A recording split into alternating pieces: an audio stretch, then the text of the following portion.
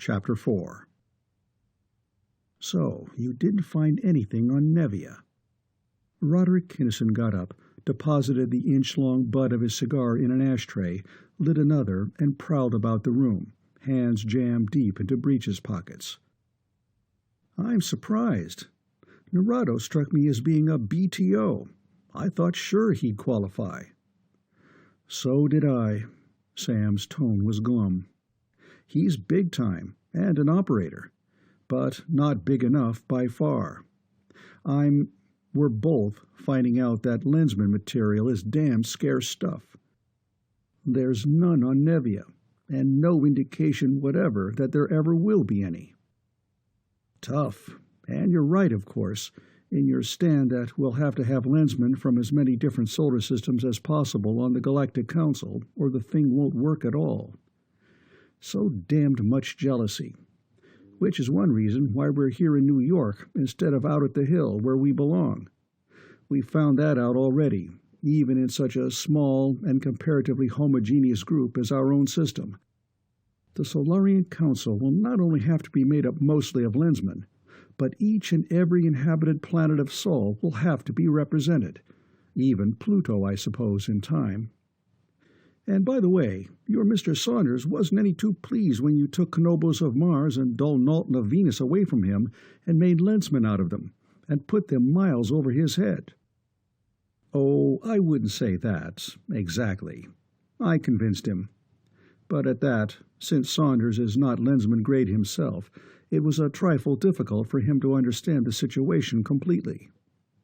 You say it easy. Difficult is not the word I would use. But back to the Lensman hunt. Kinnison scowled blackly. I agree, as I said before, that we need non-human Lensmen, the more the better. But I don't think much of your chance of finding any. What makes you think? Oh, I see. But I don't know whether you're justified or not in assuming a high positive correlation between a certain kind of mental ability and technological advancement.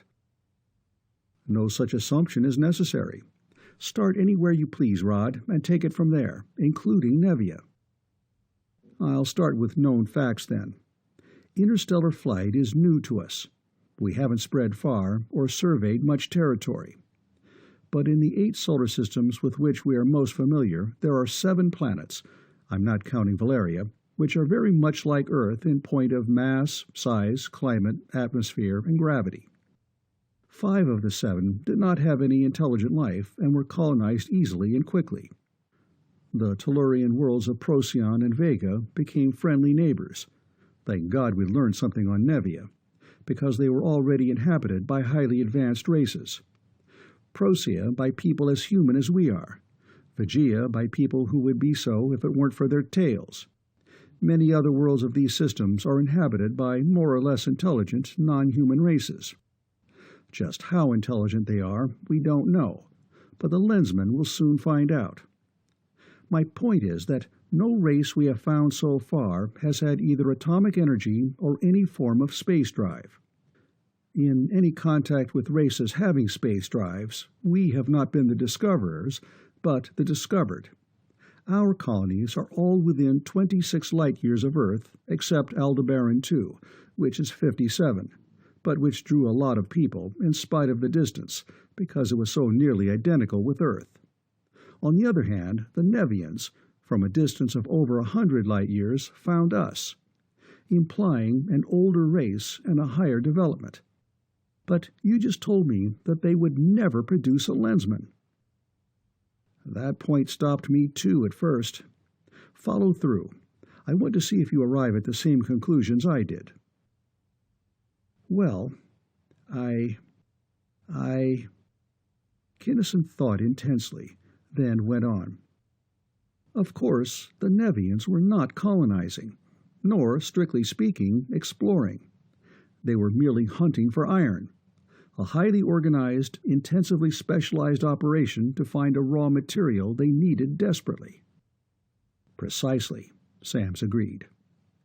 The Rigelians, however, were surveying, and Rigel is about 440 light-years from here. We didn't have a thing they needed or wanted. They nodded at us in passing and kept on going. I'm still on your track? Dead center. And just where does that put the Polanians? I see. You may have something there at that. Polane is so far away that nobody knows even where it is, probably thousands of light years. Yet they have not only explored this system, they colonized Pluto long before our white race colonized America. But damn it, Virg, I don't like it, any part of it. Rigel 4 you may be able to take, with your lens, even one of their damned automobiles if you stay solidly en rapport with the driver. But Polane, Virg, Pluto is bad enough, but the home planet? You can't. Nobody can. It simply can't be done. I know it won't be easy, Samms admitted bleakly. But if it's got to be done, I'll do it. And I have a little information that I haven't had time to tell you yet. We discussed once before, you remember, what a job it was to get into any kind of communication with the Polanians on Pluto. You said then that nobody could understand them, and you were right, then. However, I reran those brainwave tapes wearing my lens, and could understand them, the thoughts, that is, as well as though they had been recorded in precisionist-grade English. "What?" Kinnison exclaimed, then fell silent. Samms remained silent. What they were thinking of Arisia's lens cannot be expressed in words. "Well, go on," Kinnison finally said. "Give me the rest of it, the stinger that you've been holding back." The messages, as messages, were clear and plain. The backgrounds, however, the connotations and implications were not. Some of their codes and standards seemed to be radically different from ours, so utterly and fantastically different that I simply cannot reconcile either their conduct or their ethics with their obviously high intelligence and their advanced state of development. However, they have at least some minds of tremendous power, and none of the peculiarities I deduced were of such a nature as to preclude lensmanship. Therefore, I am going to Pluto, and from there, I hope, to Polane 7. If there's a lensman there, I'll get him. You will at that. Kinnison paid quiet tribute to what he, better than anyone else, knew that his friend had. But enough of me. How are you doing? As well as can be expected at this stage of the game. The thing is developing along 3 main lines. First, the pirates. Since that kind of thing is more or less my own line, I'm handling it myself, unless and until you find someone better qualified. I've got Jack and Costigan working on it now. Second, drugs, vice, and so on. I hope you find somebody to take this line over, because frankly, I'm in over my depth and want to get out. Konobos and Dal Naughton are trying to find out if there's anything to the idea that there may be a planetary, or even interplanetary, ring involved. Since Sid Fletcher isn't a lensman, I couldn't disconnect him openly from his job, but he knows a lot about the dope vice situation and is working practically full-time with the other 2. Third, pure, or rather decidedly impure, politics. The more I studied that subject, the clearer it became that politics would be the worst and biggest battle of the 3. There are too many angles I don't know a damn thing about, such as what to do about the succession of foaming, screaming fits your friend Senator Morgan will be throwing the minute he finds out what our Galactic Patrol is going to do.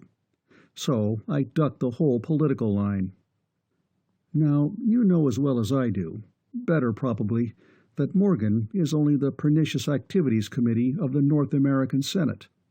Multiply him by the thousands of others all over space who will be on our necks before the patrol can get its space legs, and you will see that all that stuff will have to be handled by a lensman, who, as well as being a mighty smooth operator, will have to know all the answers and will have to have plenty of guts. I've got the guts, but none of the other prime requisites. Jill hasn't, although she's got everything else. Fairchild, your relations ace, isn't a lensman and can never become one. So you can see quite plainly who has got to handle politics himself. You may be right, But this Lensman business comes first." Samms pondered, then brightened. "Probably, I can find somebody on this trip, a Polanian, say, who is better qualified than any of us." Kinnison snorted. "If you can, I'll buy you a week in any Venerian relaxerie you want to name."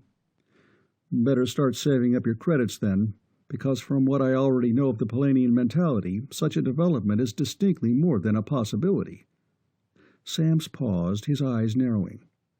"I don't know whether it would make Morgan and his kind more rabid or less so to have a non-Solarian entity possess authority in our affairs political, but at least it would be something new and different. But in spite of what you said about ducking politics, what have you got Northrop, Jill, and Fairchild doing?" "Well, we had a couple of discussions. I couldn't give either Jill or Dick orders, of course." "Wouldn't, you mean?" Samms corrected. "Couldn't," Kinnison insisted. "Jill, besides being your daughter and Lensman grade, had no official connection with either the Triplanetary Service or the Solarian Patrol. And the service, including Fairchild, is still triplanetary. And it will have to stay triplanetary until you have found enough Lensmen so that you can spring your twin surprises, Galactic Council and Galactic Patrol. However, Northrop and Fairchild are keeping their eyes and ears open and their mouths shut, and Jill is finding out whatever she can about drugs and so on, as well as the various political angles. They'll report to you, facts, deductions, guesses, and recommendations whenever you say the word." "Nice work, Rod. Thanks. I think I'll call Jill now before I go. Wonder where she is. But I wonder, with the lens, perhaps telephones are superfluous. I'll try it." "Jill!" he thought intensely into his lens, forming as he did so a mental image of his gorgeous daughter as he knew her. But he found, greatly to his surprise, that neither elaboration nor emphasis was necessary. "Ouch!" came the almost instantaneous answer, long before his thought was complete. "Don't think so hard, Dad. It hurts. I almost missed a step." Virgilia was actually there with him, inside his own mind, in closer touch with him than she had ever before been. "Back so soon? Shall we report now, or aren't you ready to go to work yet?" "Skipping for the moment your aspersions on my present activities, not quite." Samms moderated the intensity of his thought to a conversational level. "Just wanted to check with you. Come in, Rod." In flashing thoughts, he brought her up to date. "Jill, do you agree with what Rod here has just told me?" "Yes, fully. So do the boys." "That settles it, then, unless, of course, I can find a more capable substitute." "Of course, but we will believe that when we see it." "Where are you, and what are you doing?" "Washington, D.C., European Embassy, dancing with Herkimer III, Senator Morgan's #1 secretary. I was going to make passes at him, in a perfectly ladylike way, of course, but it wasn't necessary. He thinks he can break down my resistance." "Careful, Jill. That kind of stuff—" "Is very old stuff indeed, Daddy dear. Simple. And Herkimer III isn't really a menace. He just thinks he is. Take a look. You can't you, with your lens?" "Perhaps. Oh, yes. I see him as well as you do." Fully en rapport with the girl as he was, so that his mind received simultaneously with hers any stimulus which she was willing to share, it seemed as though a keen, handsome, deeply tanned face bent down from a distance of inches toward his own. "But I don't like it a bit, and him even less." "That's because you aren't a girl." Jill giggled mentally. "This is fun, and it won't hurt him a bit, except maybe for a slightly bruised vanity when I don't fall down flat at his feet. And I'm learning a lot that he hasn't any suspicion he's giving away." "Knowing you, I believe that. But that is, well, be very careful not to get your fingers burned. The job isn't worth it, yet." "Don't worry, Dad." She laughed unaffectedly. "When it comes to playboys like this one, I've got millions and skillions and willions of ohms of resistance. But here comes Senator Morgan himself, with a fat and repulsive Venerian. He's calling my boyfriend away from me, with what he thinks is an imperceptible high sign, into a huddle, and my olfactory nerves perceive a rich and fruity aroma, as of skunk.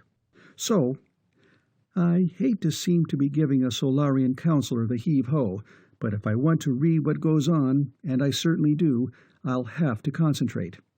As soon as you get back, give us a call and we'll report. Take it easy, Dad.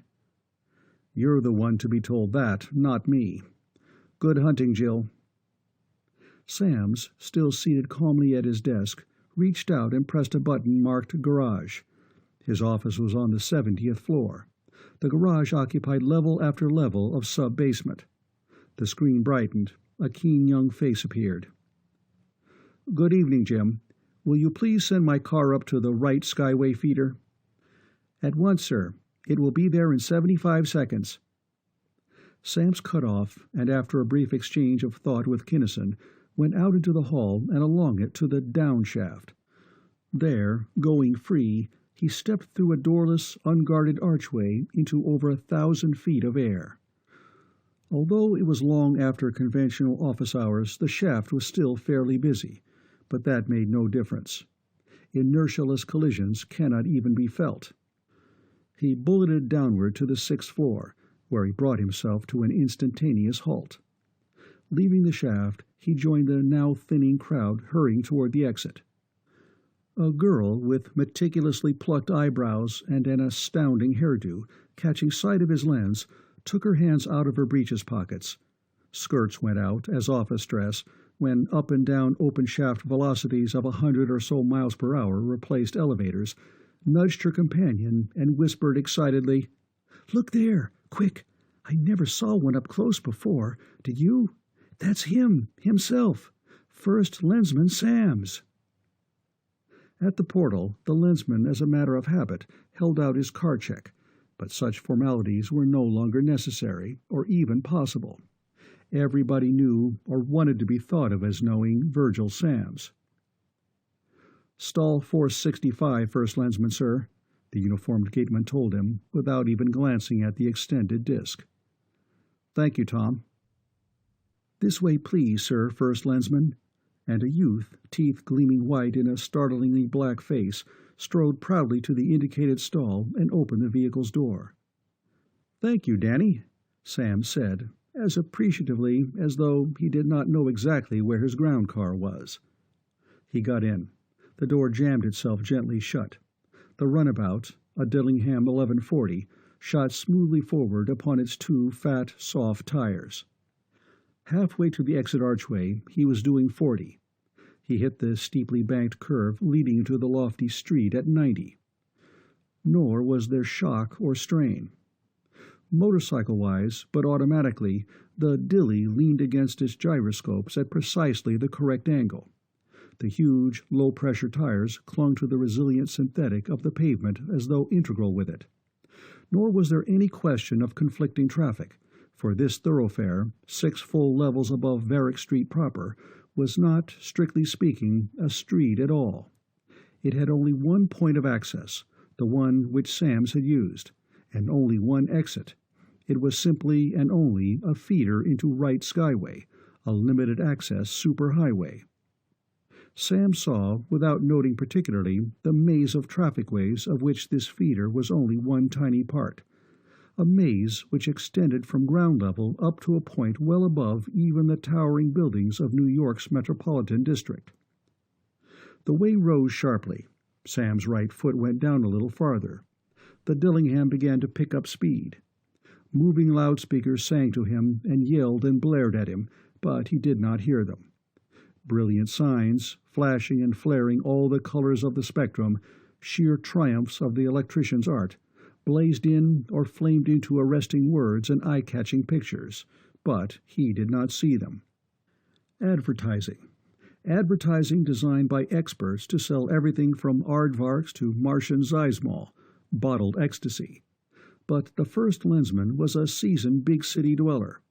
His mind had long since become a perfect filter, admitting to his consciousness only things which he wanted to perceive. Only so can big city life be made endurable. Approaching the Skyway, he cut in his touring road lights, slowed down a trifle, and insinuated his low flyer into the stream of traffic. Those lights threw 1,500 watts apiece, but there was no glare. Polarized lenses and windshield saw to that. He wormed his way over to the left-hand high-speed lane and opened up. At the edge of the skyscraper district, where right skyway angles sharply downward to ground level, Sam's attention was caught and held by something off to his right. A blue-white, whistling something that hurtled upward into the air. As it ascended, it slowed down. Its monotone shriek became lower and lower in pitch. Its light went down through the spectrum toward the red. Finally, it exploded, with an earth-shaking crash. But the lightning-like flash of the detonation, instead of vanishing almost instantaneously, settled itself upon a low-hanging artificial cloud and became a picture and 4 words. 2 bearded faces and Smith Brothers cough drops. "Well, I'll be damned," Sam spoke aloud, chagrined at having been compelled to listen to and to look at an advertisement. "I thought I had seen everything, but that is really new." 20 minutes, 50 miles later, Sam's left the Skyway at a point near what had once been South Norwalk, Connecticut, an area transformed now into the level square miles of New York Spaceport. New York Spaceport. Then, and until the establishment of Prime Base, the biggest and busiest field in existence upon any planet of civilization.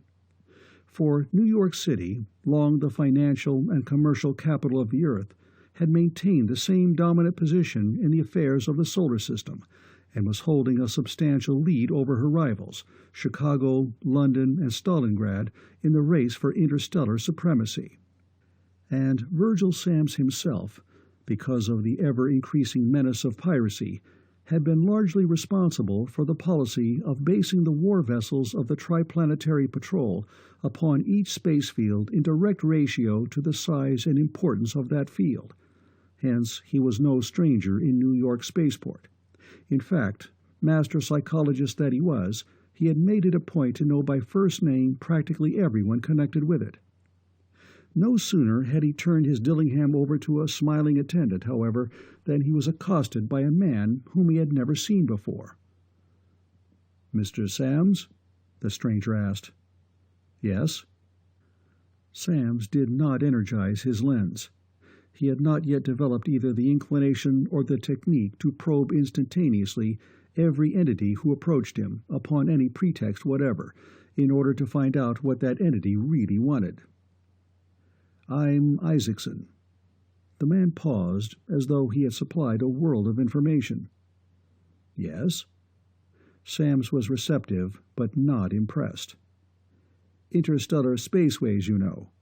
We've been trying to see you for 2 weeks, but we couldn't get past your secretaries, so I decided to buttonhole you here myself. But we're just as much alone here as we would be in either one of our offices. Yes, more so. What I want to talk to you about is having our exclusive franchise extended to cover the outer planets and the colonies." "Just a minute, Mr. Isaacson.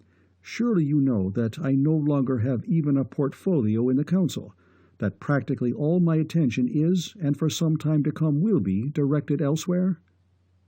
"Exactly. Officially." Isaacson's tone spoke volumes. "But you're still the boss. They'll do anything you tell them to.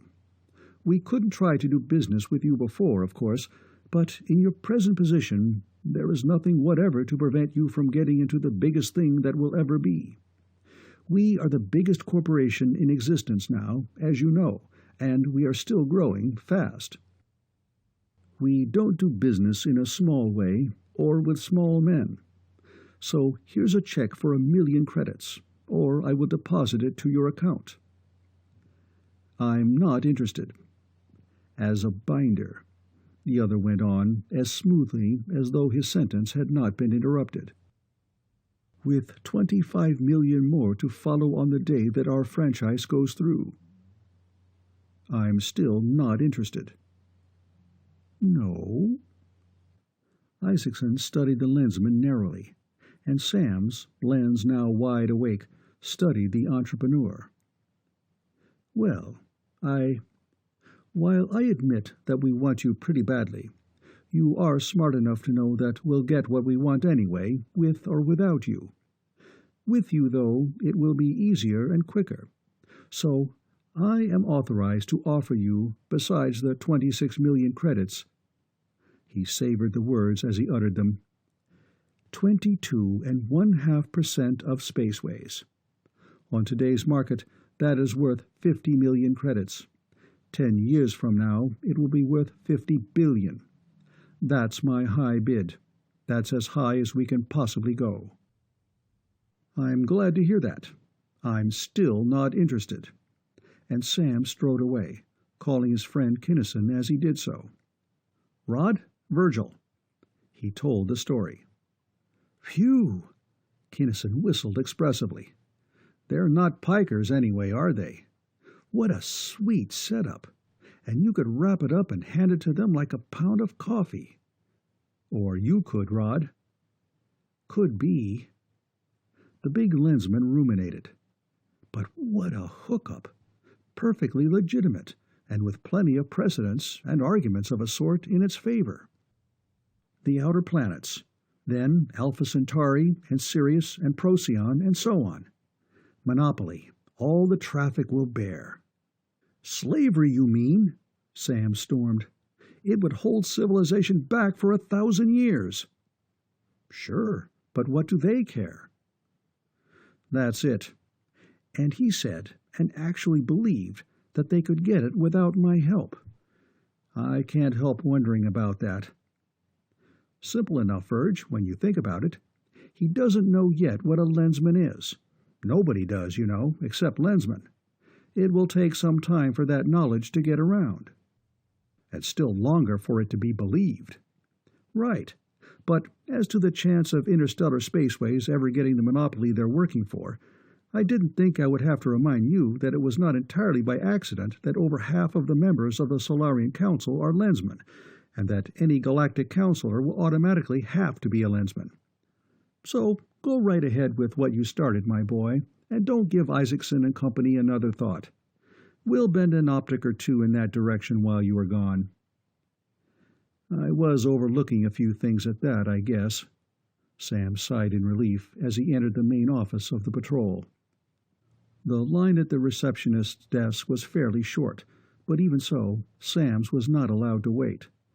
That highly decorative, but far from dumb blonde, breaking off in mid-sentence her business of the moment, turned on her charm as though it had been a battery of floodlights, pressed a stud on her desk, and spoke to the man before her and to the lensman. "Excuse me a moment, please. First Lensman Samms, sir." "Yes, Miss Reagan?" Her communicator, Squawk Box in everyday parlance, broke in. "First Lensman Samms is here, sir," the girl announced, and broke the circuit. "Good evening, Sylvia. Lieutenant Commander Wagner, please, or whoever else is handling clearances," Samms answered what he thought was to have been her question. "Oh, no, sir. You are cleared. Commodore Clayton has been waiting for you. Here he is now." "Hi, Virgil!" Commodore Clayton, a big solid man with a scarred face and a shock of iron-gray hair, whose collar bore the 2 silver stars which proclaimed him to be the commander-in-chief of a continental contingent of the patrol, shook hands vigorously. "I'll zip you out. Miss Regan, call a bug, please." "Oh, that isn't necessary, Alex," Samms protested. "I'll pick one up outside." "Not in any patrol base in North America, my friend. Nor, unless I am very badly mistaken, anywhere else. From now on, lensmen have absolute priority, and the quicker everybody realizes exactly what that means, the better." The bug, a vehicle something like a jeep except more so, was waiting at the door. The 2 men jumped aboard. "The Chicago, and blast!" Clayton ordered crisply. The driver obeyed, literally. Gravel flew from beneath skidding tires as the highly maneuverable little ground car took off. A screaming turn into the deservedly famous Avenue of Oaks. Along the avenue, Through the gate, the guards saluting smartly as the bug raced past them. Past the barracks, past the airport hangars and strips. Out onto the space shield, the scarred and blackened area devoted solely to the widely spaced docks of the tremendous vessels which plied the vacuous reaches of interplanetary and interstellar space. Space docks were, and are, huge and sprawling structures. Built of concrete and steel and asbestos and ultra-stubborn refractory and insulation and vacuum brakes, fully air-conditioned and having refrigeration equipment of thousands of tons per hour of ice, designed not only to expedite servicing, unloading, and loading, but also to protect materials and personnel from the raving, searing blasts of takeoff and of landing. A space dock is a squat and monstrous cylinder, into whose hollow top the lowermost one-third of a spaceship's bulk fits as snugly as does a baseball into the pocket of a veteran fielder's long-season glove. And the tremendous distances between those docks minimize the apparent size, both of the structures themselves and of the vessels surmounting them. Thus, from a distance, the Chicago looked little enough and harmless enough. But as the bug flashed under the overhanging bulk, and the driver braked savagely to a stop at one of the dock's entrances, Samms could scarcely keep from flinching. That featureless, gray, smoothly curving wall of alloy steel loomed so incredibly high above them, extended so terrifyingly far outward beyond its visible means of support. It must be on the very verge of crashing. Sam stared deliberately at the mass of metal towering above him, then smiled, not without effort, at his companion. "You'd think, Alex, that a man would get over being afraid that a ship was going to fall on him, but I haven't, yet." "No, and you probably never will. I never have, and I'm one of the old hands." "Some claim not to mind it, but not in front of a lie detector. That's why they had to make the passenger docks bigger than the liners. Too many passengers fainted and had to be carried aboard on stretchers, or canceled passage entirely. However, scaring hell out of them on the ground had one big advantage. They felt so safe inside that they didn't get the collywobble so bad when they went free. Well, I've got over that anyway. Goodbye, Alex, and thanks." Samms entered the dock, shot smoothly upward, followed an escorting officer to the captain's own cabin, and settled himself into a cushioned chair facing an ultra-wave viewplate. A face appeared upon his communicator screen and spoke. "Winfield to First Lensman Samms. You will be ready to blast off at 2100? "Samms to Captain Winfield," the Lensman replied. "I will be ready." Sirens yelled briefly, a noise which Samms knew was purely a formality. Clearance had been issued. Station P1XNY was filling the air with warnings. Personnel and material close enough to the Chicago's dock to be affected by the blast were under cover and safe. The blast went on. The plate showed, instead of a view of the space field, a blaze of blue-white light. The warship was inertialess, it is true, but so terrific were the forces released that incandescent gases, furiously driven, washed the dock and everything for hundreds of yards around it. The plate cleared. Through the lower, denser layers of atmosphere, the Chicago bore in seconds. Then, as the air grew thinner and thinner, she rushed upward faster and faster. The terrain below became concave, then convex. Being completely without inertia, the ship's velocity was at every instant that at which the friction of the medium through which she blasted her way equaled precisely the force of her driving thrust. Wherefore, out in open space, the Earth a fast-shrinking tiny ball, and Sol himself growing smaller, paler, and weaker at a startling rate, the Chicago's speed attained an almost constant value, a value starkly impossible for the human mind to grasp. Chapter 5. For hours, Virgil Samms sat motionless, staring almost unseeing into his plate. It was not that the view was not worth seeing.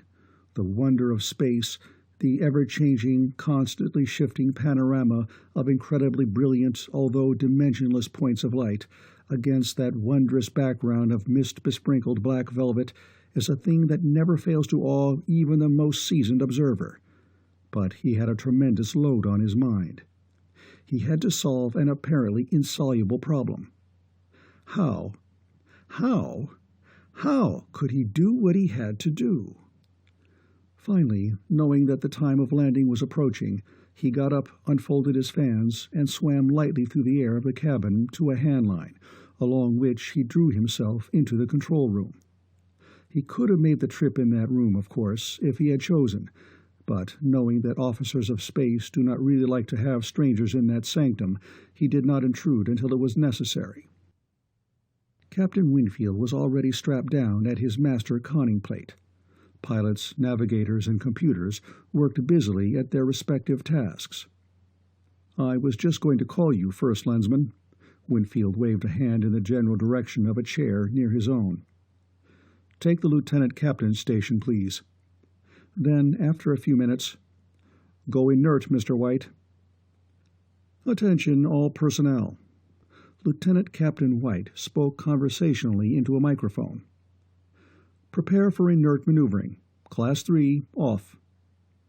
A bank of tiny red lights upon a panel turned green practically as one. White cut the Bergenholm, whereupon Virgil Samms' mass changed instantly from a weight of 0 to one of 525 pounds. Ships of war, then, had no space to waste upon such non-essentials as artificial gravity. Although he was braced for the change and cushioned against it, the lensman's breath whooshed out sharply. But being intensely interested in what was going on, he swallowed convulsively a couple of times, gasped a few deep breaths, and fought his way back up to normalcy. The chief pilot was now at work, with all the virtuoso skill of his rank and grade, one of the hallmarks of which is to make difficult tasks look easy. He played trills and runs and arpeggios, at times veritable glissades, upon keyboards and pedals, directing with micrometric precision the tremendous forces of the super-dreadnought to the task of matching the intrinsic velocity of New York spaceport at the time of his departure to the IV of the surface of the planet so far below. Sam stared into his plate, first at the incredibly tiny apparent size of that incredibly hot sun, and then at the barren-looking world toward which they were dropping at such terrific speed. "It doesn't seem possible," he remarked, half to Winfield, half to himself, "that a sun could be that big and that hot. Rigel 4 is almost 200 times as far away from it as Earth is from Sol, something like 18 billion miles. It doesn't look much, if any, bigger than Venus does from Luna. Yet this world is hotter than the Sahara Desert." "Well, blue giants are both big and hot," the captain replied matter-of-factly, "and their radiation, being mostly invisible, is deadly stuff. And Rigel is about the biggest in this region. There are others a lot worse, though. Doradus S, for instance, would make Rigel here look like a tallow candle. I'm going out there some of these days just to take a look at it. But that's enough of astronomical chit-chat. We're down to 20 miles of altitude, and we've got your city just about stopped." The Chicago slowed gently to a halt, perched motionless upon softly hissing jets. Samms directed his visibeam downward and sent along it an exploring, questing thought. Since he had never met a Rigelian in person, he could not form the mental image or pattern necessary to become en rapport with any one individual of the race. He did know, however, the type of mind which must be possessed by the entity with whom he wished to talk, and he combed the Rigelian city until he found one. The rapport was so incomplete and imperfect as to amount almost to no contact at all, but he could perhaps make himself understood. "If you will excuse this possibly unpleasant and certainly unwarranted intrusion," he thought carefully and slowly, "I would like very much to discuss with you a matter which should become of paramount importance to all the intelligent peoples of all the planets in space." "I welcome you, Tellurian." Mind fused with mind at every one of unaccountable millions of points and paths. This Rigelian professor of sociology, standing at his desk, was physically a monster. The oil drum of a body, the 4 blocky legs, the multi-branchiate tentacular arms, that immobile dome of a head, the complete lack of eyes and of ears. Nevertheless, Sam's mind fused with the monstrosities as smoothly, as effortlessly, and almost as completely as it had with his own daughters. And what a mind! The transcendent poise, the staggeringly tremendous range and scope, the untroubled and unshakable calm, the sublime quietude, the vast and placid certainty, the ultimate stability, unknown and forever unknowable to any human or near-human race. Dismiss all thought of intrusion, First Lensman Samms. I have heard of you human beings, of course, but have never considered seriously the possibility of meeting one of you mind to mind. Indeed, it was reported that none of our minds could make any except the barest and most unsatisfactory contact with any of yours they chanced to encounter. It is, I now perceive, the lens which makes this full accord possible, and it is basically about the lens that you are here? It is, and Samms went on to cover in flashing thoughts his conception of what the Galactic Patrol should be and should become. That was easy enough, but when he tried to describe in detail the qualifications necessary for lensmanship, he began to bog down. Force, drive, scope, of course, range, power, but above all, an absolute integrity, an ultimate incorruptibility. He could recognize such a mind after meeting it and studying it, but as to finding it, it might not be in any place of power or authority. His own and Rod Kinnison's happened to be, but Costigan's was not. And both Canobos and Dal Nalton had made inconspicuousness a fine art. I see, the native stated when it became clear that Samms could say no more. It is evident, of course, that I cannot qualify, nor do I know anyone personally who can. However— What? Samms demanded. I was sure, from the feel of your mind, that you, but with a mind of such depth and breadth, such tremendous scope and power, you must be incorruptible. I am, came the dry rejoinder. We all are. No Rigelian is, or ever will be, or can be, what you think of as corrupt or corruptible. Indeed, it is only by the narrowest, most intense concentration upon every line of your thought that I can translate your meaning into a concept possible for any of us even to understand. Then what— Oh, I see. I was starting at the wrong end. Naturally enough, I suppose, I looked first for the qualities rarest in my own race. Of course. Our minds have ample scope and range, and perhaps sufficient power. But those qualities which you refer to as force and drive are fully as rare among us as absolute mental integrity is among you. What you know as crime is unknown.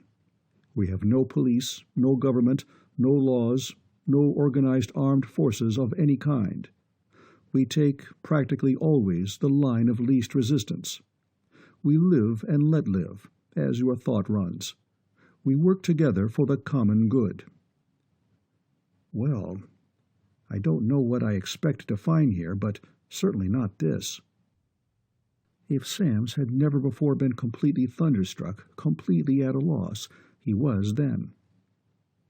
You don't think, then, that there is any chance? I have been thinking, and there may be a chance. A slight one, but still a chance, the Rigelian said slowly. For instance, that youth, so full of curiosity, who first visited your planet. Thousands of us have wondered, to ourselves and to each other, about the peculiar qualities of mind which compelled him and others to waste so much time, effort, and wealth upon a project so completely useless as exploration. Why, he had even to develop energies and engines theretofore unknown, and which can never be of any real use. Samms was shaken by the calm finality with which the Rigelian dismissed all possibility of the usefulness of interstellar exploration, but stuck doggedly to his purpose. "However slight the chance, I must find and talk to this man. I suppose he is now out in deep space somewhere. Have you any idea where?" "He is now in his home city, accumulating funds and manufacturing fuel with which to continue his pointless activities. That city is named, that is, in your English you might call it Suntown, Sunburg? No, it must be more specific. Rigelsville, Rigel City?" "Rigelston, I would translate it," Samms hazarded. "Exactly, Rigelston." The professor marked its location upon a globular mental map, far more accurate and far more detailed than the globe which Captain Winfield and his lieutenant were then studying. "Thanks. Now, can you and will you get in touch with this explorer and ask him to call a meeting of his full crew and any others who might be interested in the project I have outlined?" "I can. I will. He and his kind are not quite sane, of course, as you know. But I do not believe that even they are so insane as to be willing to subject themselves to the environment of your vessel. They will not be asked to come here. The meeting will be held in Rigelston. If necessary, I shall insist that it be held there." "You would? I perceive that you would. It is strange. Yes, fantastic. You are quarrelsome, pugnacious, antisocial, vicious, small-bodied, and small-brained, timid, nervous, and highly and senselessly excitable, unbalanced and unsane, as sheerly monstrous mentally as you are physically." These outrageous thoughts were sent as casually and as impersonally as though the sender were discussing the weather. He paused, then went on. "And yet, to further such a completely visionary project, you are eager to subject yourself to conditions whose counterparts I could not force myself, under any circumstances whatever, to meet. It may be, it must be true, that there is an extension of the principle of working together for the common good which my mind, for lack of pertinent data, has not been able to grasp. I am now en rapport with Dronvire, the explorer. Ask him, please, not to identify himself to me. I do not want to go into that meeting with any preconceived ideas." "A balanced thought," the Rigelian approved. "Someone will be at the airport to point out to you the already desolated area in which the spaceship of the explorers makes its so frightful landings. Dronvire will ask someone to meet you at the airport and bring you to the place of meeting." The telepathic line snapped, and Samms turned a white and sweating face to the Chicago's captain. "God, what a strain! Don't ever try telepathy unless you positively have to, especially not with such an outlandishly different race as these Rigelians are." "Don't worry, I won't." Winfield's words were not at all sympathetic, but his tone was. "You looked as though somebody was beating your brains out with a spiked club. Where next, First Lensman?" Samms marked the location of Rigelston upon the vessel's chart, then donned earplugs and a special radiation-proof suit of armor, equipped with refrigerators and with extra thick blocks of lead glass to protect the eyes. The airport, an extremely busy one well outside the city proper, was located easily enough, and was the spot upon which the Tellurian ship was to land. Lightly, slowly, she settled downward, her jets raving out against a gravity fully twice that of her native Earth. Those blasts, however, added little or nothing to the destruction already accomplished by the craft then lying there, a torpedo-shaped cruiser having perhaps 1/20th of the Chicago's mass and bulk. The super-dreadnought landed, sinking into the hard, dry ground to a depth of some 10 or 15 feet before she stopped. Samms, en rapport with the entity who was to be his escort, made a flashing survey of the mind so intimately in contact with his own. No use. This one was not and never could become Lensman material. He climbed heavily down the ladder. This double normal gravity made the going a bit difficult, but he could stand that a lot better than some of the other things he was going to have to take. The Rigelian equivalent of an automobile was there, waiting for him, its door invitingly open. Samms had known, in general, what to expect. The two-wheeled chassis was more or less similar to that of his own Dillingham. The body was a narrow torpedo of steel, bluntly pointed at both ends and without windows. Two features, however, were both unexpected and unpleasant. The hard, tough steel of which that body was forged was 1.5 inches thick, instead of 1/16, and even that extraordinarily armored body was dented and scarred and marred, especially about the fore and rear quarters, as deeply and as badly and as casually as are the fenders of an earthly jalopy. The lensman climbed, not easily or joyously, into that grimly forbidding black interior. Black? It was so black that the porthole-like doorway seemed to admit no light at all. It was blacker than a witch's cat in a coal cellar at midnight. Samms flinched, then, stiffening, thawed at the driver. "My contact with you seems to have slipped. I'm afraid that I will have to cling to you rather more tightly than may be either polite or comfortable. Deprived of sight, and without your sense of perception, I am practically helpless." "Come in, Lensman, by all means. I offered to maintain full engagement, but it seemed to me that you declined it. Quite possibly the misunderstanding was due to our unfamiliarity with each other's customary mode of thought. Relax, please, and come in. There. Better?" "Infinitely better, thanks." And it was. The darkness vanished. Through the unexplainable perceptive sense of the Rigelian, he could see everything. He had a practically perfect three-dimensional view of the entire circumambient sphere. He could see both the inside and the outside of the ground car he was in and of the immense spaceship in which he had come to Rigel 4. He could see the bearings and the wrist pins of the internal combustion engine of the car, the interior structure of the welds that held the steel plates together, the busy airport outside, and even deep into the ground. He could see and study in detail the deepest buried, most heavily shielded parts of the atomic engines of the Chicago. But he was wasting time. He could also plainly see a deeply cushioned chair designed to fit a human body, welded to a stanchion and equipped with 6 padded restraining straps. He sat down quickly, strapped himself in. "Ready?" "Ready." The door banged shut with a clangor which burst through spacesuit and earplugs with all the violence of a nearby thunderclap. And that was merely the beginning. The engine started. An internal combustion engine of well over 1,000 horsepower, designed for maximum efficiency by engineers in whose lexicon there were no counterparts of any English words relating to noise or even to sound. The car took off, with an acceleration which drove the Tellurian backward, deep into the cushions. The scream of tortured tires and the crescendo bellowing of the engine combined to form an uproar which, amplified by and reverberating within the resonant shell of metal, threatened to addle the very brain inside the lensman's skull. "You suffer," the driver exclaimed in high concern.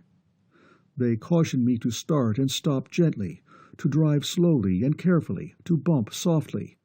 They told me you are frail and fragile, a fact which I perceived for myself and which has caused me to drive with the utmost possible care and restraint. Is the fault mine? Have I been too rough?" "Not at all. It isn't that. It's the ungodly noise." Then, realizing that the Rigelian could have no conception of his meaning, he continued quickly. "The vibrations in the atmosphere, from 16 cycles per second up to about 9 or 10,000. He explained what a second was. "My nervous system is very sensitive to those vibrations, but I expected them and shielded myself against them as adequately as I could. Nothing can be done about them. Go ahead." Atmospheric vibrations? Atmospheric vibrations? Atmospheric vibrations? The driver marveled and concentrated upon this entirely new concept, while he, 1. swung around a steel-sheathed concrete pillar at a speed of at least 60 miles per hour, grazing it so closely that he removed one layer of protective coating from the metal. 2, braked so savagely to miss a wildly careening truck that the restraining straps almost cut Sam's body, spacesuit and all, into slices. 3, darted into a hole in the traffic so narrow that only tiny fractions of inches separated his hurtling juggernaut from an enormous steel column on one side and another speeding vehicle on the other. 4, executed a double right-angle reverse curve, thus missing by hair's breadths 2 vehicles traveling in the opposite direction and one in his own. 5. As a grand climax to this spectacular exhibition of insane driving, he plunged at full speed into a traffic artery which seemed so full already that it could not hold even one more car. But it could, just barely could. However, instead of near misses or grazing hits, this time there were bumps, dents, little ones, nothing at all really, only an inch or so deep, and an utterly hellish concatenation and concentration of noise. "I fail completely to understand what effect such vibrations could have," the Rigelian announced finally, sublimely unconscious that anything at all out of the ordinary had occurred. For him, nothing had. "But surely they cannot be of any use." "On this world, I'm afraid not. No," Samms admitted wearily. "Here, too, apparently, as everywhere, the big cities are choking themselves to death with their own traffic. Yes, we build and build, but never have roads enough." "What are those mounds along the streets?" For some time, Samms had been conscious of those long, low, apparently opaque structures, attracted to them because they were the only non-transparent objects within range of the Rigelian's mind. "Or is it something I should not mention?" "What? Oh, those? By no means." One of the nearby mounds lost its opacity. It was filled with swirling, gyrating bands and streamers of energy so vivid and so solid as to resemble fabric, with wildly hurtling objects of indescribable shapes and contours, with brilliantly flashing symbols which Samms found, greatly to his surprise, made sense, not through the Rigelian's mind, but through his own lens. "Eat Tigme's food." "Advertising," Sam's thought was a snort. "Advertising. You do not perceive yours either as you drive?" This was the first bond to be established between 2 of the most highly advanced races of the first galaxy. The frightful drive continued. The noise grew worse and worse. Imagine, if you can, a city of 15 millions of people, throughout whose entire length, breadth, height, and depth no attempt whatever had ever been made to abate any noise, however violent or piercing. If your imagination has been sufficiently vivid, and if you have worked understandingly enough, the product may approximate what First Lensman Samms was forced to listen to that day. Through ever-thickening traffic, climbing to higher and ever higher roadways between towering, windowless walls of steel, the massive Rigelian automobile barged and banged its way. Finally it stopped, 1,000 feet or so above the ground, beside a building which was still under construction. The heavy door clanged open. They got out. And then, it chanced to be daylight at the time, Sam saw a tangle of fighting, screaming colors whose like no entity possessing the sense of sight had ever before imagined. Reds, yellows, blues, greens, purples, and every variation and intermixture possible, laid on or splashed on or occurring naturally at perfect random, smote his eyes as violently as the all-pervading noise had been assailing his ears. He realized then that through his guide's sense of perception he had been seeing only in shades of gray, that to these people visible light differed only in wavelength from any other band of the complete electromagnetic spectrum of vibration. Strained and tense, the lensman followed his escort along a narrow catwalk, through a wall upon which riveters and welders were busily at work, into a room practically without walls and sealed only by story after story of huge I-beams. Yet this was the meeting place. Almost 100 Rigelians were assembled there. And as Samms walked toward the group, a craneman dropped a couple of tons of steel plate from a height of 8 or 10 feet upon the floor directly behind him. "I just about jumped right out of my armor," is the way Samms himself described his reactions, and that description is perhaps as good as any. At any rate, he went briefly out of control, and the Rigelians sent him a steadying, inquiring, wondering thought. He could no more understand the Tellurian sensitivity than Samms could understand the fact that to these people even the concept of physical intrusion was absolutely incomprehensible. These builders were not workmen in the Tellurian sense. They were Rigelians, each working his few hours per week for the common good. They would be no more in contact with the meeting than would be their fellows on the other side of the planet. Samms closed his eyes to the riot of clashing colors, deafened himself by main strength to the appalling clangor of sound, forced himself to concentrate every fiber of his mind upon his errand. "Please synchronize with my mind, as many of you as possible," he thought at the group as a whole, and went on rapport with mind after mind after mind. And mind after mind after mind lacked something. Some were stronger than others, had more initiative and drive and urge, but none would quite do. Until... Thank God! In the wave of exultant relief, of fulfillment, Samms no longer saw the colors or heard the din.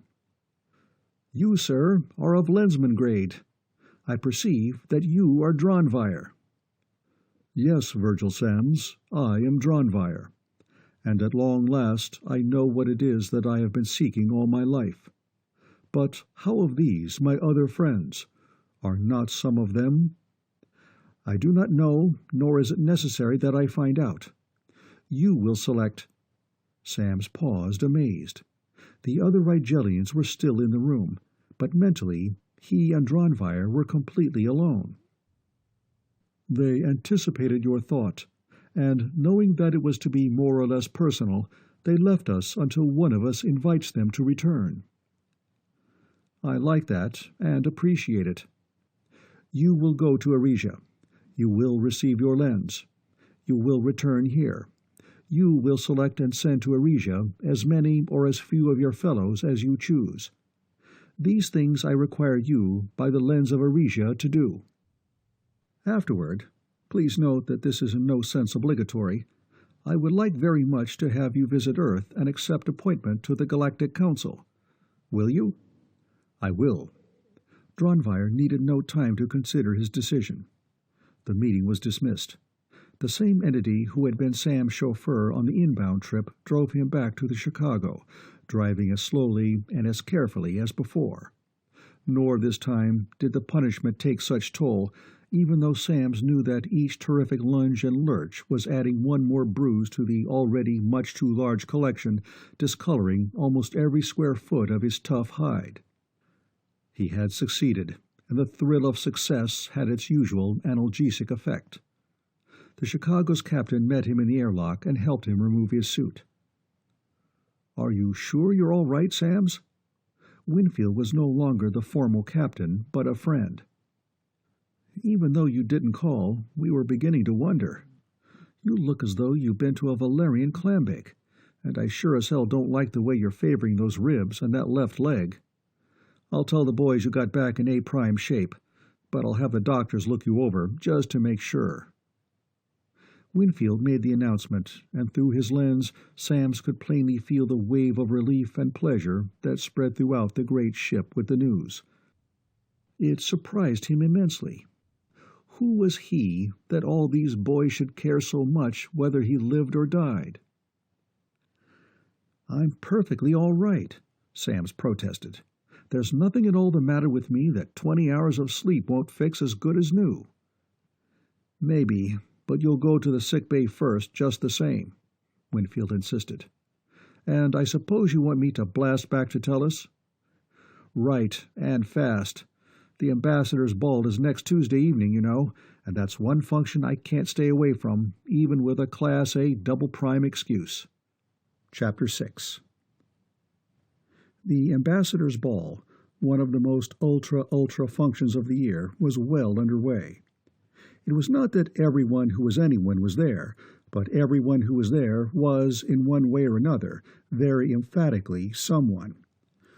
Thus, there were affairs at which there were more young and beautiful women, and more young and handsome men, but none exhibiting newer or more expensive gowns, more ribbons and decorations, more or costlier or more refined jewelry, or a larger acreage of powdered and perfumed epidermis. And even so, the younger set was well enough represented. Since pioneering appeals more to youth than to age, the men representing the colonies were young, and their wives, together with the daughters and the second, or third, or fourth, or occasionally the fifth, wives of the human personages, practically balanced the account. Nor was the throng entirely human. The time had not yet come, of course, when warm-blooded, oxygen-breathing monstrosities from hundreds of other solar systems would vie in numbers with the humanity present. There were, however, a few Martians on the floor, wearing their light robes to convention and dancing with meticulously mathematical precision. A few Venerians, who did not dance, sat in state or waddled importantly about. Many worlds of the Solarian system, and not a few other systems, were represented. One couple stood out, even against that opulent and magnificent background. Eyes followed them wherever they went. The girl was tall, trim, supple, built like a symphony. Her Callistan Vexto silk gown of the newest and most violent shade of radioactive green was phosphorescently luminous, fluorescent, gleaming and glowing. Its hem swept the floor, but above the waist it vanished mysteriously except for wisps which clung to strategic areas here and there with no support, apparently except the personal magnetism of the wearer. She, almost alone of all the women there, wore no flowers. Her only jewelry was a rosette of huge, perfectly matched emeralds, perched precariously upon her bare left shoulder. Her hair, unlike the other women's flawless coiffures, was a flamboyant, artistically disarranged, red-bronze auburn mop. Her soft and dewy eyes— Virgilia Samms could control her eyes as perfectly as she could her highly educated hands— were at the moment gold-flecked, tawny wells of girlish innocence and trust. "But I can't give you this next dance, too, Herkimer. Honestly, I can't," she pleaded, snuggling just a trifle closer into the embrace of the young man who was just as much man physically as she was woman. "I just love to, really, but I just simply can't, and you know why, too." "You've got some duty dances, of course." "Some. I've got a list as long as from here to there. Senator Morgan first, of course, then Mr. Isaacson, then I set one out with Mr. Osman. I can't stand Venerians. They're so slimy and fat and repulsive. And that leathery horned toad from Mars and that Jovian hippopotamus." She went down the list, and as she named or characterized each entity, another finger of her left hand pressed down upon the back of her partner's right, to emphasize the count of her social obligations. But those talented fingers were doing more, far, far more, than that. Herkimer III, although no little of a Don Juan, was a highly polished, smoothly finished, thoroughly seasoned diplomat. As such, his eyes and his other features, particularly his eyes, had been schooled for years to reveal no trace of whatever might be going on inside his brain. If he had entertained any suspicion of the beautiful girl in his arms, if anyone had suggested that she was trying her best to pump him, he would have smiled the sort of smile which only the top-drawer diplomat can achieve. He was not suspicious of Virgilia Samms. However, simply because she was Virgil Samms' daughter, he took an extra bit of pain to betray no undue interest in any one of the names she recited. And besides, she was not looking at his eyes, nor even at his face. Her glance, demurely downcast, was all too rarely raised above the level of his chin. There were some things, however, that Herkimer III did not know. That Virgilia Samms was the most accomplished muscle-reader of her times, that she was so close to him, not because of his manly charm, but because only in that position could she do her prodigious best. That she could work with her eyes alone, but in emergencies, when fullest possible results were imperative, she had to use her exquisitely sensitive fingers and her exquisitely tactile skin. That she had studied intensively and had tabulated the reactions of each of the entities on her list. That she was now, with his help, fitting those reactions into a pattern. And finally, that pattern was beginning to assume the grim shape of murder. And Virgil Samms, working now for something far more urgent and vastly more important than a figmental Galactic Patrol, hoped desperately that this Herkimer was not a muscle reader too, for she knew that she was revealing her secrets even more completely than was he. In fact, if things got much worse, he could not help but feel the pounding of her heart. But she could explain that easily enough by a few appropriate wiggles. No, he wasn't a reader, definitely not. He wasn't watching the right places. He was looking where that gown had been designed to make him look, and nowhere else. And no telltale muscles lay beneath any part of either of his hands. As her eyes and her fingers and her lovely torso sent more and more information to her keen brain, Jill grew more and more anxious. She was sure that murder was intended, but who was to be the victim? Her father? Probably. Pops Kinnison? Possibly. Somebody else? Barely possibly. And when, and where, and how? She didn't know. And she would have to be sure. Mentioning names hadn't been enough, but a personal appearance. Why didn't Dad show up, or did she wish he wouldn't come at all? Virgil Samms entered the ballroom. "And Dad told me, Herkimer," she cooed sweetly, gazing up into his eyes for the first time in over a minute, "that I must dance with every one of them. So, you see... Oh, there he is now, over there. I've been wondering where he's been keeping himself." She nodded toward the entrance and prattled on artlessly. "He's almost never late, you know, and I've—" He looked, and as his eyes met those of the First Lensman, Jill learned 3 of the facts she needed so badly to know. Her father, here, soon. She never knew how she managed to keep herself under control, but some way and just barely she did. Although nothing showed, she was seething inwardly, wrought up as she had never before been. What could she do? She knew, but she did not have a scrap or an iota of visible or tangible evidence, and if she made one single slip, however slight, the consequences could be immediate and disastrous. After this dance might be too late. She could make an excuse to leave the floor, but that would look very bad later, and none of them would lens her, she knew, while she was with Herkimer. Damn such chivalry! She could take the chance of waving at her father, since she hadn't seen him for so long. No, the smallest risk would be with Mace. He looked at her every chance he got, and she'd make him use his lens.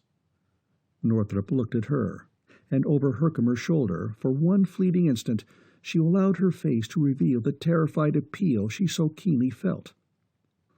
"Want me, Jill?" His lensed thought touched only the outer fringes of her mind. Full rapport is more intimate than a kiss. No one except her father had ever really put a lens on Virgil Samms. Nevertheless. "Want you? I never wanted anybody so much in my life. Come in, Mace, quick, please." Diffidently enough, he came, but at the first inkling of the girl's news all thought of diffidence or of privacy vanished. "Jack, Spud, Mr. Kinnison, Mr. Samms," he lensed sharp, imperative, almost frantic thoughts. "Listen in." "Steady, Mace, I'll take over," came Roderick Kinnison's deeper, quieter mental voice. "First, the matter of guns. Anybody except me wearing a pistol? You are, Spud?" "Yes, sir." "You would be. But you and Mace, Jack?" "We've got our Lewistons." "You would have." "Blasters, my sometimes not quite so bright son, are fine weapons indeed for certain kinds of work." In emergencies, it is, of course, permissible to kill a few dozen innocent bystanders. In such a crowd as this, though, it is much better technique to kill only the one you are aiming at. So skip out to my car, you two, right now, and change, and make it fast." Everyone knew that Roderick Kinnison's car was at all times an arsenal on wheels. "Wish you were in uniform too, Virg, but it can't be helped now. Work your way, slowly, around to the northwest corner. Spud, do the same." "It's impossible, starkly unthinkable, and I'm not sure of anything, really." Samms and his daughter began simultaneously to protest. "Virgil, you talk like a man with a paper nose. Keep still until after you've used your brain. And I'm sure enough of what you know, Jill, to take plenty of steps. You can relax now. Take it easy. We're covering Virgil, and I called up support in force." "You can relax a little, I see. Good. I'm not trying to hide from anybody that the next few minutes may be critical. Are you pretty sure, Jill, that Herkimer is a key man?" "Pretty sure, Pops." How much better she felt now that the lensmen were on guard. "In this one case, at least." "Good. Then let him talk you into giving him every dance, right straight through until something breaks. Watch him. He must know the signal and who is going to operate, and if you can give us a fraction of a second of warning, it will help no end. Can do?" "I'll say I can, and I would love to, the big, slimy, stinking skinker." As transliterated into words, the girl's thought may seem a trifle confused, but Kinnison knew exactly what she meant. "One more thing, Jill, a detail. The boys are coming back in and are working their partners over this way. See if Herkimer notices that they have changed their holsters." "No, he didn't notice," Jill reported after a moment. "But I don't notice any difference either, and I'm looking for it." "Nevertheless, it's there, and the difference between a Mark 17 and a Mark 5 is something more than that between Tweedledum and Tweedledee," Kinnison returned dryly. "However, it may not be as obvious to non-military personnel as it is to us. That's far enough, boys. Don't get too close. Now, Virg, keep solidly on rapport with Jill on one side and with us on the other, so that she won't have to give herself and the show away by yelling and pointing and—" "But this is preposterous!" Sam stormed. Preposterous hell. Roderick Kinnison's thought was still coldly level. Only the fact that he was beginning to use non-ballroom language revealed any sign of the strain he was under. "Stop being so goddamn heroic and start using your brain. You turned down 50 billion credits. Why do you suppose they offered that much when they can get anybody killed for 100? And what would they do about it?" "But they couldn't get away with it, Rod.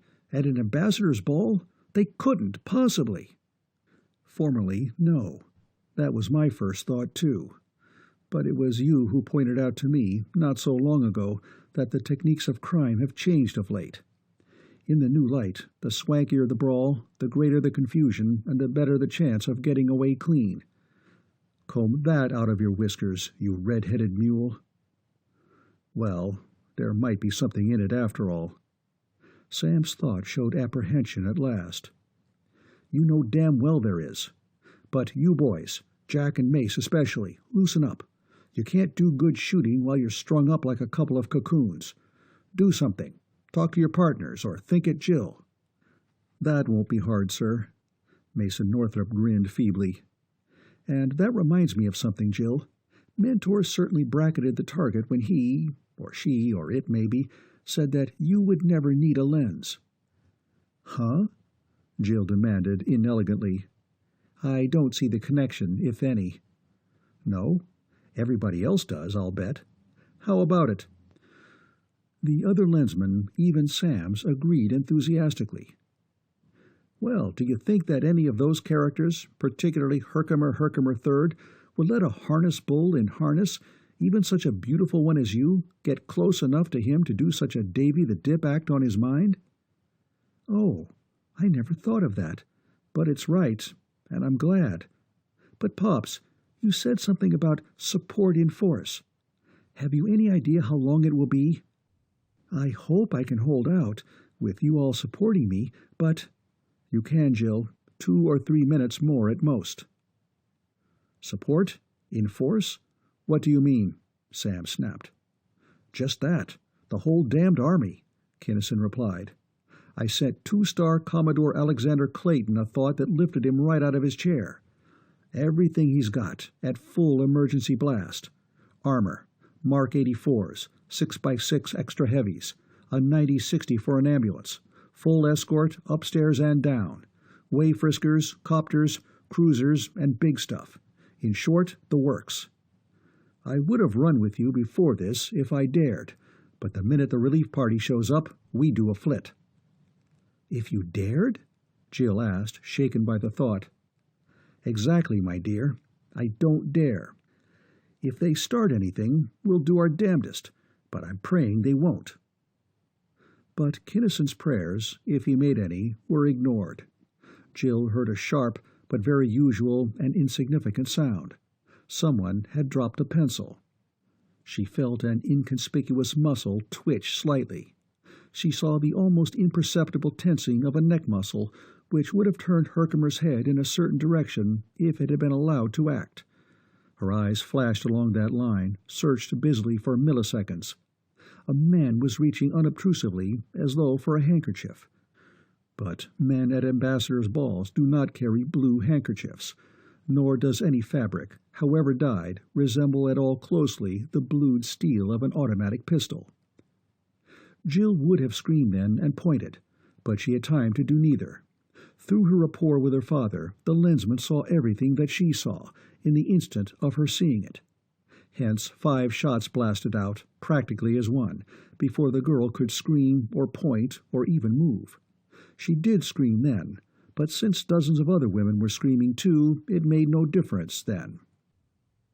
Conway Costigan, trigger-nerved space hound that he was, and with years of gunfighting and of hand-to-hand brawling in his log, shot first, even before the gunman did. It was Costigan's blinding speed that saved Virgil Samms' life that day, for the would-be assassin was dying with a heavy slug crashing through his brain before he finished pulling the trigger. The dying hand twitched upward. The bullet intended for Sam's heart went high, through the fleshy part of the shoulder. Roderick Kinnison, because of his age, and his son and Northrop, because of their inexperience, were a few milliseconds slow. They, however, were aiming for the body, not for the head, and any of those 3 resulting wounds would have been satisfactorily fatal. The man went down and stayed down. Sam staggered, but did not go down until the elder Kinnison, as gently as was consistent with the maximum of speed, threw him down. "Stand back! Get back! Give him air!" Men began to shout, the while pressing closer themselves. "You men, stand back! Some of you go get a stretcher. You women, come here!" Kinnison's heavy, parade-ground voice smashed down all lesser noises. "Is there a doctor here?" There was, and after being frisked for weapons, he went busily to work. "Joy, Betty, Jill, Cleo," Kinnison called his own wife and their daughter, Virgilia Samms and Mrs. Costigan. "You 4 first. Now you, and you, and you, and you." He went on, pointing out large, heavy women wearing extremely extreme gowns. "Stand here, right over him. Cover him up, so that nobody else can get a shot at him. You other women stand behind and between these. Closer yet. Fill those spaces up solid. There. Jack, stand there. Mace, there. Costigan, the other end. I'll take this one. Now, everybody listen. I know damn well that none of you women are wearing guns above the waist, and you've all got long skirts. Thank God for ball gowns. Now, fellows, if any one of these women makes a move to lift her skirt, blow her brains out, right then, without waiting to ask questions." "Sir, I protest. This is outrageous," one of the dowagers exclaimed. "Madam, I agree with you fully. It is." Kinnison smiled as genuinely as he could under the circumstances. "It is, however, necessary. I will apologize to all you ladies, and to you, Doctor, in writing if you like, after we have Virgil Samms aboard the Chicago. But until then, I would not trust my own grandmother." The doctor looked up. "The Chicago? This wound does not appear to be a very serious one, but this man is going to a hospital at once. Ah, the stretcher. So, please, easy. There, that is excellent. Call an ambulance, please, immediately. I did, long ago, but no hospital, doctor. All those windows open to the public, or the whole place bombed? By no means. I'm taking no chances whatever. Except with your own life, Jill put in sharply, looking up from her place at her father's side. Assured that the First Lensman was in no danger of dying, she had begun to take interest in other things. You are important too, you know, and you're standing right out there in the open. Get another stretcher, lie down on it, and we'll guard you too. And don't be too stiff-necked to take your own advice, she flared as he hesitated. I'm not, if it were necessary, but it isn't. If they had killed him, yes, I'd probably be next in line. But since he got only a scratch, there'd be no point at all in killing even a good number 2. A scratch? Jill fairly seethed. Do you call that horrible wound a scratch? Huh? Why, certainly.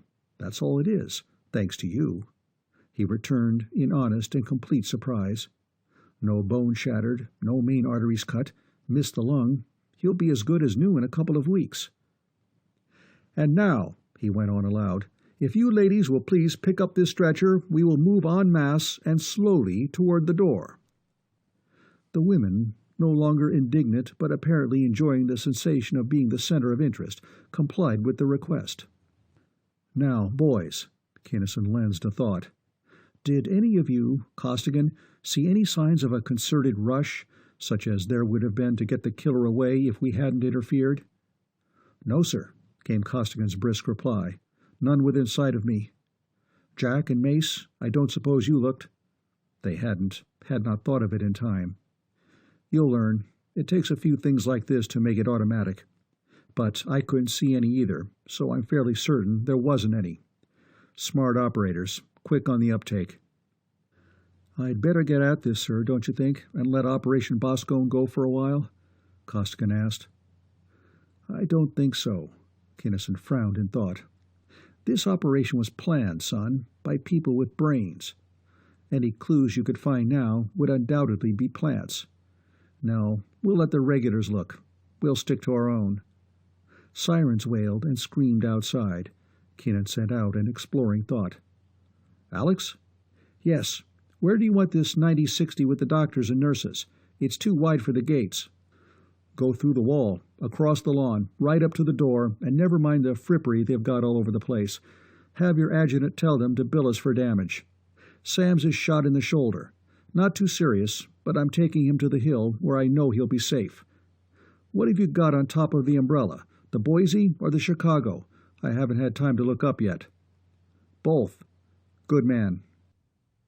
Jack Kinnison started at the monstrous tank, which was smashing statues, fountains, and ornamental trees flat into the earth as it moved ponderously across the grounds, and licked his lips. He looked at the companies of soldiers frisking the route, the grounds, and the crowd. Higher up at the hovering helicopters. Still higher at the 8 light cruisers, so evidently and so viciously ready to blast. Higher still at the long streamers of fire, which he now knew marked the locations of the 2 most powerful engines of destruction ever built by man, and his face turned slowly white. Good Lord, Dad! He swallowed twice. I had no idea, but they might at that. Not might, son. They damned well would, if they could get here soon enough with heavy enough stuff. The elder Kinnison's jaw muscles did not loosen. His darting eyes did not relax their vigilance for a fraction of a second as he lensed the thought. You boys can't be expected to know it all, but right now you're learning fast. Get this. Paste it in your iron hats. Virgil Samms' life is the most important thing in this whole damned universe. If they had got him then, it would not, strictly speaking, have been my fault. But if they get him now, it will be. The Land Cruiser crunched to a stop against the very entrance, and a white-clad man leapt out. Let me look at him, please. Not yet, Kinnison denied sharply. Not until he's got 4 inches of solid steel between him and whoever wants to finish the job they started. Get your men around him and get him aboard, fast. Samms, protected at every point at every instant, was lifted into the maw of the 9060, and as the massive door clanged shut, Kinnison heaved a tremendous sigh of relief. The cavalcade moved away. "Coming with us, Rod?" Commodore Clayton shouted. "Yes, but got a couple of minutes' work here yet. Have a staff car wait for me, and I'll join you." He turned to the three young lensmen and the girl. "This fouls up our plans a little, but not too much, I hope. No change in Matisse or Boscone. You and Costigan, Jill, can go ahead as planned. Northrop, you'll have to brief Jill on Zwilnik and find out what she knows. Virgil was going to do it tonight, after the brawl here, but you know as much about it now as any of us. Check with Knobos, Dalton, and Fletcher. While Virgil is laid up, you and Jack may have to work on both Zabrisca and Zwilnik. He'll lens you. Get the dope, then do as you think best. Get going." He strode away toward the waiting staff car. "Boscone? Zwilnik?" Jill demanded. "What gives? What are they, Jack?" "We don't know yet. Maybe we're going to name a couple of planets." "Piffle," she scoffed. "Can you talk sense, Mace? What's Boscone?" "A simple, distinctive, pronounceable coined word, suggested, I believe, by Dr. Bergenholm," he began. "You know what I mean, you—" She broke in, but was silenced by a sharply lensed thought from Jack. His touch was very light, barely sufficient to make conversation possible, but even so she flinched. "Use your brain, Jill. You aren't thinking a lick. Not that you can be blamed for it. Stop talking. There may be lip-readers or high-powered listeners around. This feels funny, doesn't it?" He twitched mentally and went on. "You already know what Operation Matisse is, since it's your own dish, politics. Operation Zwilnik is drugs, vice, and so on. Operation Boscone is pirates. Spud is running that. Operation Zabrisca is Mace and me checking some peculiar disturbances in the sub-ether. Come in, Mace, and do your stuff. I'll see you later aboard." "Clear ether, Jill." Young Kinnison vanished from the fringes of her mind, and Northrop appeared. And what a difference! His mind touched hers as gingerly as Jack's had done, as skittishly, as instantaneously ready to bolt away from anything in the least degree private. However, Jack's mind had rubbed hers the wrong way, right from the start, and Mace's didn't. "Now, about this Operation Zwilnik," Jill began. "Something else first. I couldn't help noticing, back there, that you and Jack, well, not out of phase exactly, or really out of sync, but sort of, well, as though—" "Hunting?" she suggested. "Not exactly. Forcing might be better, like holding a tight beam together when it wants to fall apart. So you noticed it yourself?" "Of course, but I thought Jack and I were the only ones who did. Like scratching a blackboard with your fingernails. You can do it, but you're awfully glad to stop. And I like Jack, too, darn it, at a distance. And you and I fit like precisely tuned circuits. Jack really meant it then when he said that you, that is, he— I didn't quite believe it until now, but if— You know, of course, what you've already done to me." Jill's block went on, full strength. She arched her eyebrows and spoke aloud. "Why, I haven't the faintest idea." "Of course not. That's why you're using voice. I found out, too, that I can't lie with my mind. I feel like a heel and a louse with so much job ahead, but you've simply got to tell me something. Then, whatever you say, I'll hit the job with everything I've got. Do I get heaved out between planets without a spacesuit, or not?" "I don't think so." Jill blushed vividly, but her voice was steady. "You would rate a spacesuit, and enough oxygen to reach another plan, another goal, and now we'd better get to work, don't you think?" "Yes. Thanks, Jill, a million. I know as well as you do that I was talking out of turn, and how much, but I had to know." He breathed deep. "And that's all I ask, for now. Cut your screens." She lowered her mental barriers, finding it surprisingly easy to do so in this case, let them down almost as far as she was in the habit of doing with her father. He explained in flashing thoughts everything he knew of the 4 operations, concluding, "I'm not assigned to Zabrisca permanently. I'll probably work with you on Matisse after your father gets back into circulation. I'm to act more as a liaison man. Neither Knobos nor Dalnalton knows you well enough to lend you, right?" "Yes. I've met Mr. Knobos only once, and have never even seen Dr. Dalnalton." "Ready to visit them via lens?" "Yes. Go ahead." The 2 lensmen came in. They came into his mind, not hers. Nevertheless, their thoughts, superimposed upon Northrup's, came to the girl as clearly as though all 4 were speaking to each other face to face. "What a weird sensation!" Jill exclaimed. "Why, I never imagined anything like it." "We are sorry to trouble you, Miss Samms." Jill was surprised anew.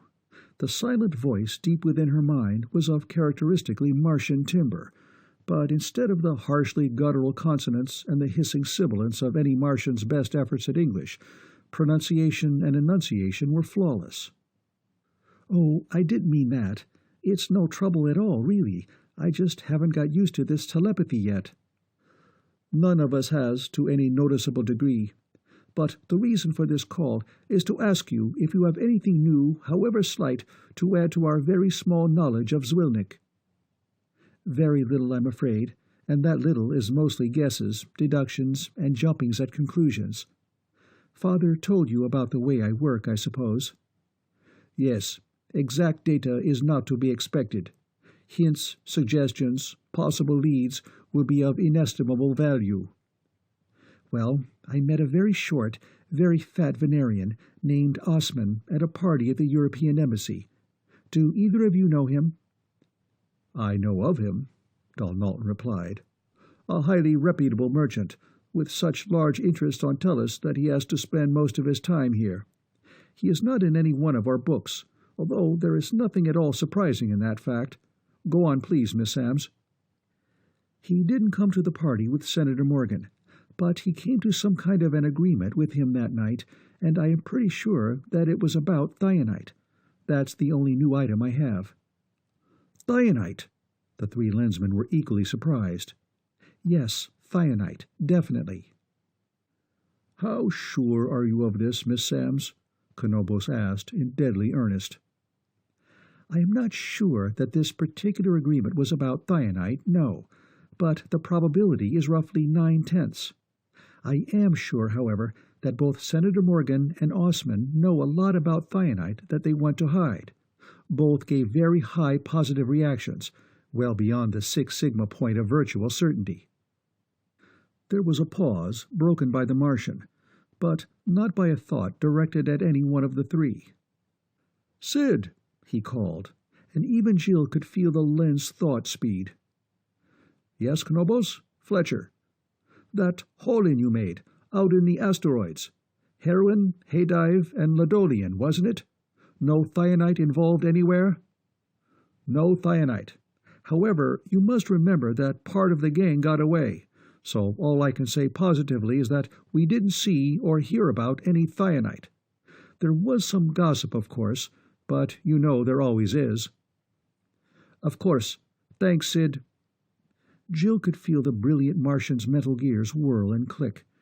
Then he went into such a flashing exchange of thought with the Venerian that the girl lost track in seconds.